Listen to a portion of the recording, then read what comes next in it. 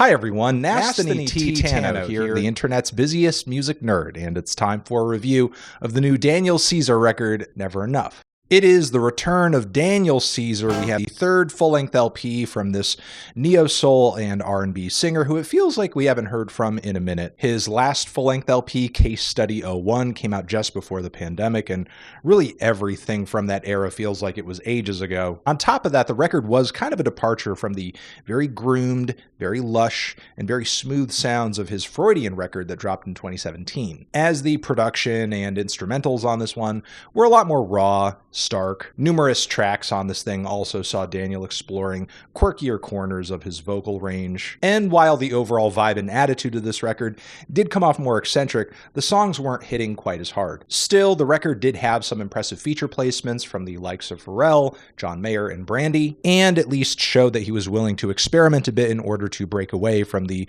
kind of homogenous and predictable sounds of his debut. That's kind of the issue. While I have been listening to Daniel's music for a while now, and I know the general musical world he operates in, I'm still not entirely sure what sets him apart from many of his comparable contemporaries. For sure, I know he has a poet's pen and a singer-songwriter's mindset, but is there anything about his sound or style that puts him above a Sid or a Brent Faiyaz or even an Omar Apollo?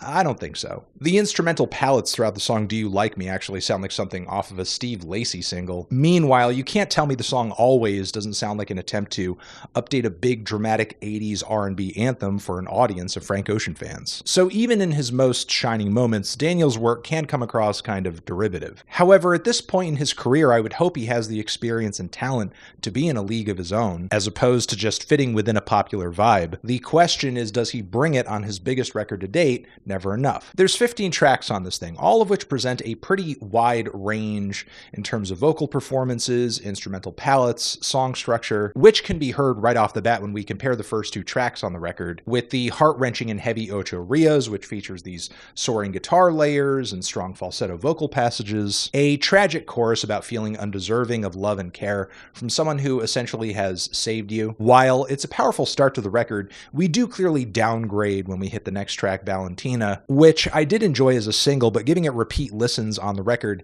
has kind of revealed how basic and underwritten it is. For sure, the track does bring a smooth and nocturnal vibe, but that's hardly compensation for the lack of a proper ending and the super plain, stripped back, and mediocre production. So the quality from moment to moment on this LP can be a little jumpy. Toronto 2014 is a sleepy and melancholy moment of nostalgia on the record, with Daniel missing the old days before he got famous, thinking of the way that time flies like a G5 in turbulence, as he says on the song. Sonically, the track is really pleasant, also features an instantly catchy chorus that's backed with some lovely acoustics, but we transition into a tedious second verse where Daniel switches things up vocally with some stiff R&B vocal licks that aren't nearly as dynamic or as fluid as the throaty singing he gives us in the first verse. Compare that to the song Let Me Go, where, because there's nothing broken about the first passage of the song, Daniel doesn't try to fix it in the second. We have dreamy guitar chords, a passionate vocal performance, a groovy beat, and the vintage sheen on some of the instrumentation and background vocals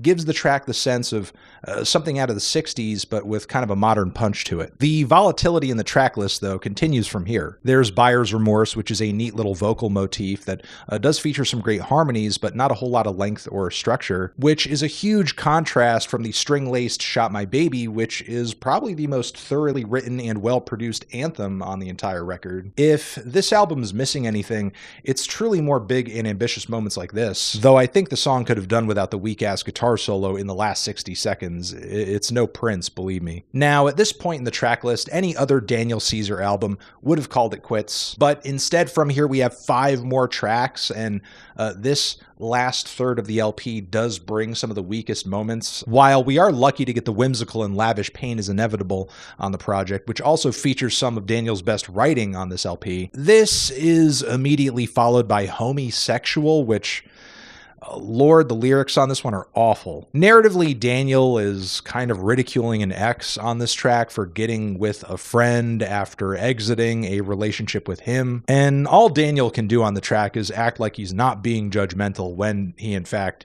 is, and also make desperate pleas about how he knows what this person really likes and how they're nasty and how he knows her better than she knows herself. Then Vince Van Gogh kind of sounds like one of those vocal pitched jazzy interludes from Kendrick Lamar's To Pimp a Butterfly, but if it were totally unlistenable. And then we hit another lyrical nosedive on the track Superpowers, which I generally don't mind the sentiment of, as the track is mostly about the beauty and individuality of people and about how, God loves us and made us and so on and so forth. But the closing refrains of "you're the main character now, you're the main character now," just read like awful internet Gen Z buzz speak that ruins, I think, the overall vibe of the song. The dreamy closing track has some lovely vibes to it as well, which at some point are kind of dashed by some major male manipulator lyrics coming out in the second verse, which, again, just throw this track on the huge pile of songs